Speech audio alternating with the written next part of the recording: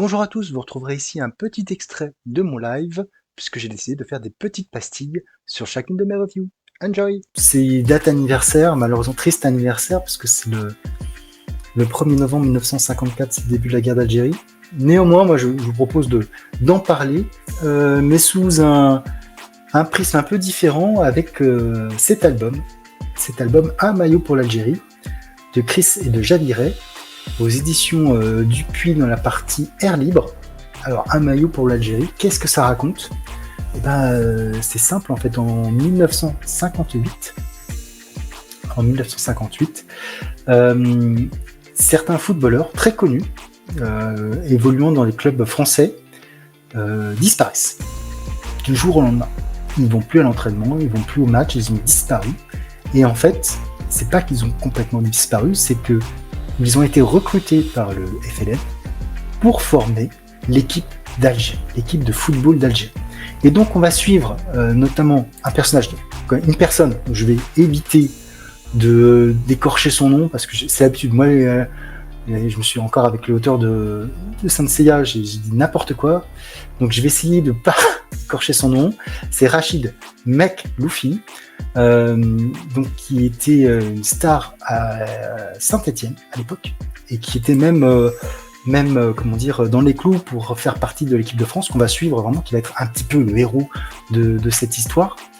D'ailleurs, il y a à la fin de la bande dessinée, il y a toute une interview, etc. de ce joueur. C'est vraiment pas mal avec des photos.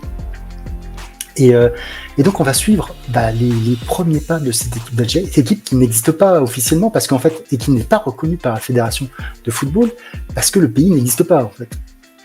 À ce moment-là, l'Algérie c'est la France, c'est pas une nation indépendante. Donc ils vont disputer un certain nombre de matchs. Alors jusqu'à la fin de la guerre d'Algérie. Alors ça dépend des sources. Moi j'ai vu dans le livre, ils disent, je sais plus s'ils précisent dans le livre, ça va entre 50 et 80 matchs sous la bannière de l'Algérie pour ces joueurs qui du jour au lendemain ont vraiment tout plaqué. Ils sont partis, alors des fois avec leurs femmes, des fois sans leurs femmes, avec leurs enfants ou sans leurs enfants, et qui décident d'aller de pays en pays faire des matchs, des rencontres amicales en Tunisie, en Union soviétique, etc. pour former.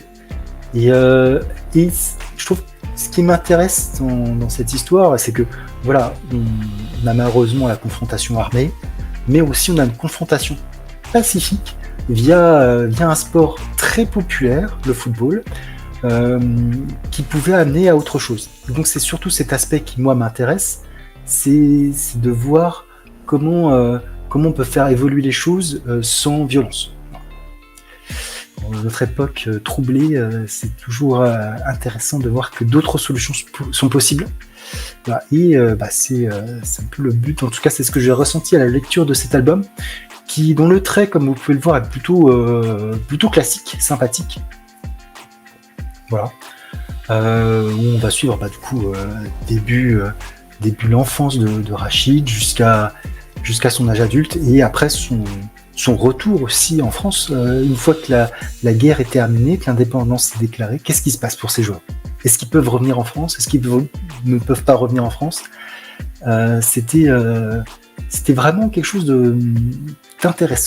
d'intéressant et historiquement qui apporte des choses.